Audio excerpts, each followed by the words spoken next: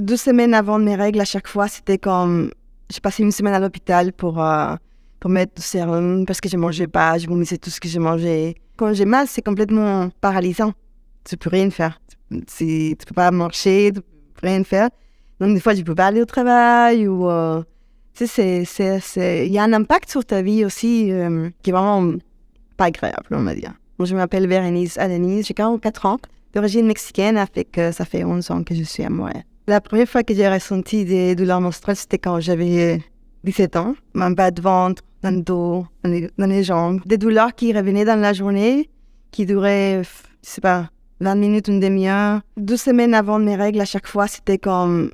J'ai passé 1 semaine à l'hôpital pour mettre du sérum parce que je mangeais pas. J'arrêtais pas de vomir, je pouvais rien faire, je pouvais pas toute seule. C'était ça le problème aussi, fallait quelqu'un qui m'aide à aller venir mettre des bouillottes et tout ça. C'était très fort pendant 2 semaines, mais on savait pas ce que c'était. Parce qu'on n'avait pas lié ces douleurs à des douleurs menstruelles. C'était vraiment juste des douleurs partout qui me faisaient pleurer toute la journée. J'ai crié dans les toilettes, mes parents savaient pas quoi faire. Tout le monde vraiment était à vouloir trouver des solutions et tout, partout. On est allé voir plein de médecins différents et c'était vraiment frustrant parce qu'il n'y avait pas une réponse.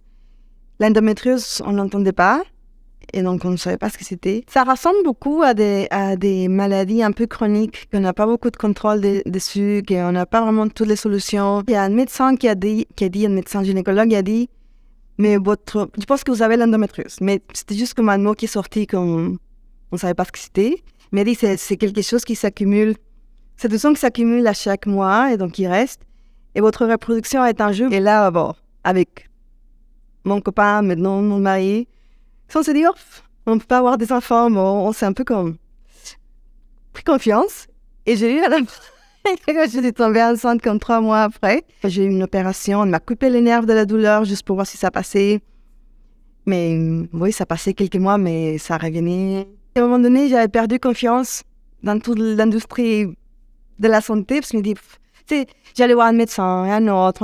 Après, t'étais un peu comme, t'avais l'espoir, mais ça donnait rien. Donc, à un moment donné, tu perds l'espoir. Tu devais raconter à nouveau la même histoire plein de fois. Et c'est un peu comme ça. À un moment donné, tu fatigues quand même. Et à un moment donné, j'étais dans la salle d'attente d'un homéopathe, mais c'était parce que je suis allée pour une autre chose.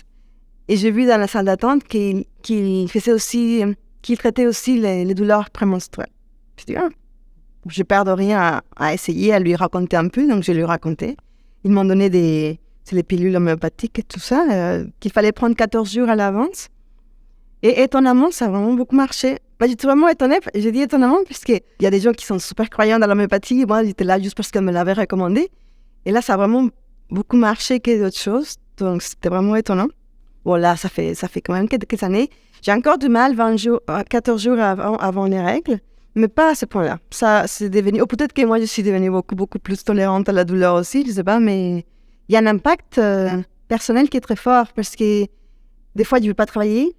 Et même des fois, maintenant, tu sais, comme je te dis, je peux pas avoir des rapports sexuels pendant des mois, des jours, mais après, c'est au niveau de travail, des fois, quand j'ai mal, c'est complètement paralysant. Tu ne peux rien faire. Tu peux pas marcher, tu peux rien faire. Donc, des fois, tu peux pas aller au travail ou...